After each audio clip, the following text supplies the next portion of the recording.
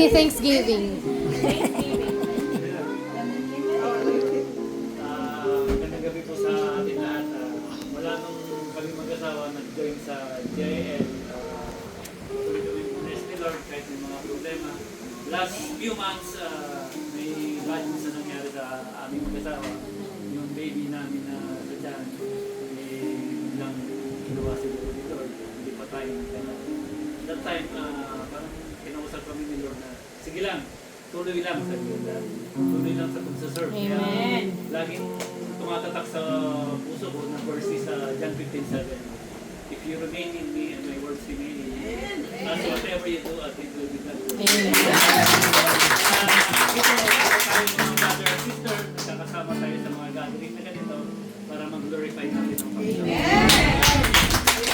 Amen. God is good. All the time. And all the time. God is good. God is good.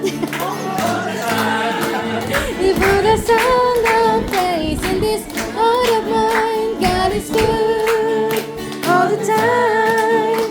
Through the darkest night, His light will shine. God is good.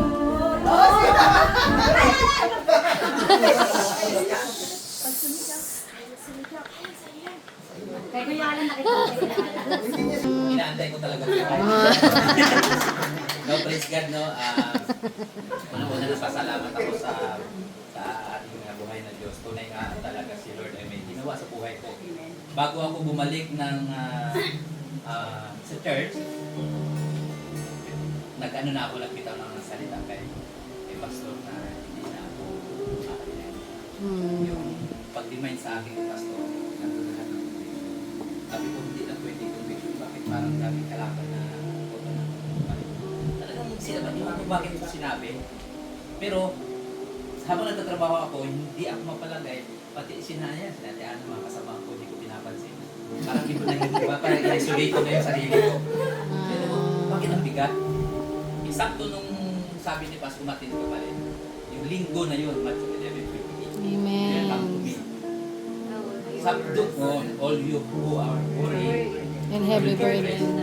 parang doon ngayon uli ako na nabuhayan at parang backward parang nabuhayan ako at sa nabuksan yung ano ko kasabay nung EGR yun Amen. sa Amen. EGR doon ko talaga binubus lahat yung pagkakahiyain ko doon Amen. hindi ko boldness sa mga tao Amen. ganun pala pag may kasalanan ka oo ganun talaga yung sabi ko nahihiya ako i-broadcast nahiya ako pero nung binubos ko doon sa EGR ang feeling ko nung pag-uwi nun, parang nagiging bahay ko na yung church at saka yung Amen.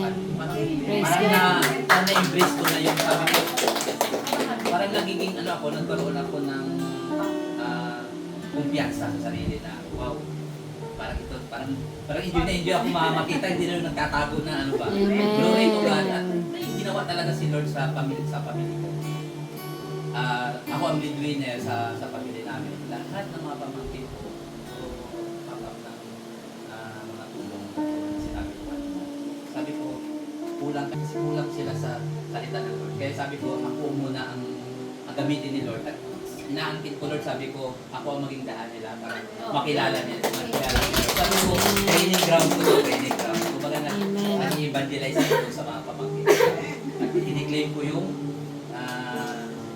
Bible study namin sa 45 na hoping na at claim talaga. I-claim ko na kay Lord na mangyayari.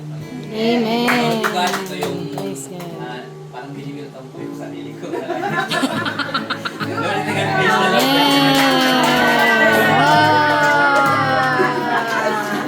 Group hug. Hey. Dito sa bahay ni Pastor. Amen. Okay, so, ako na. Si Sly and then Sister Aliana. Okay, baka maiyak ako. Ah. Napakabuti talaga ni Lord. God to be the Lord. Kasi answer prayer sa akin yung kahapon sa single. Nag-stop lang ako. Kasi gusto ko din mag-testimony. But hindi ako matahimik. Pinupuli talaga ako ni Lord na sabihin. Answer prayer talaga yung sa akin, EGR. And I believe talagang time ko na mag-PGR kasi Amen. ah, talagang nananaginip ako about the PGR. Yun talaga ni Lord. Wow. Oo, kasi maaga ako nag-live. Talagang sabi ko, Lord, sige, isuko ko na lahat. Para mag-GGR na ako, wala na akong talagang kinorner ako ni Lord na mag-GGR ka na, huwag ka matigas ang ulo. Kasi last year pa, inaano nila ako nila, Sis Maria. And I don't know, hindi pa talaga siguro nakakapanahon yun kasi parang hindi pa ako totally na-surrender. And tama nga si Lord kasi tama yung mga timings niya. I was being impatient, na-burnout ako before ng EGR, nag-resign ako sa work ko, na din mag-isolate, hindi halata, pero I've been through a lot, but I know that God is very faithful sa aking buhay. And yung EGR is what sinagot niya lahat ng mga doubt ko, lahat ng mga question ko, lahat ng mga gusto kong malaman. So, He gave me all the answer. Hindi lang iyug-yug niya ako. Amen. Pinanganak niya ako ulit. So, I believe that it was the Lord na more than everything. Praise God. Praise God. Grabe lang yung si Lord sa buhay natin. Basta, laging nasa puso lang natin siya. Huwag Amen. tayong matakot. Tanggalin natin yung mga doubts, yung mga malalayo tayo. Siya lang talaga. Wala Amen. nang iba. Amen. To God be the glory po. Amen. Praise God. Kasi nang bola na kailangan option na iba. Okay, so siguro save the best for last since ako na din ang last ngayon. Yes. And first and foremost, hindi ako makaka-relate sa EGR. Next time, idea. next time. But Next batch. yes, but this is a very big testimony to me na I'm here in front of you together na wala akong idea pagpunta ko ng Poland last April na clueless ako. What will happen to me in the next few months na pagdating ko dito kasi pumunta ko dito para para i-fulfill kung ano din talaga yung pinag-pray ko several months or siguro mga years na din na ngayon lang binabad sa akin ni Lord, ngayon lang niya binigay. And this is also a living testimony for other people na siguro or sa mga other friends ko na pwedeng natutuwa na nandito tayo and pinapakita pa rin natin kung ano yung kabutihan niya. Amen. And siguro, pagdating ko dito, napakalaking bagay na yung ma-provide lahat ng mga needs ko. Primarily financials, primarily sa trabaho. Nandito ko lang din nakita, nahanap, and talagang si Lord, sabi niya nga di ba na talagang He will provide anything. Basta talagang lagi lang tayo mag-continue sa gawain. And I'm born again since then kasi parents ko and until now, believer ako.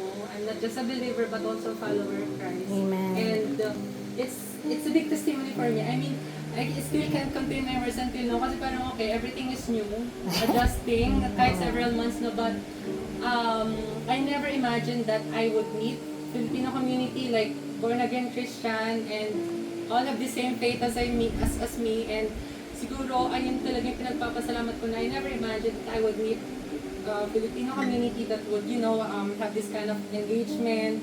And siguro inisip ko lang before na siguro okay lang na may ka-work ako na Filipino or maybe from the university, but still, the Lord is always good. He always provide everything. Like, yung mga prayers natin before, unti-unti natutupad. And sometimes I would always imagine that, okay, for where you are now, that has been like a prayer before.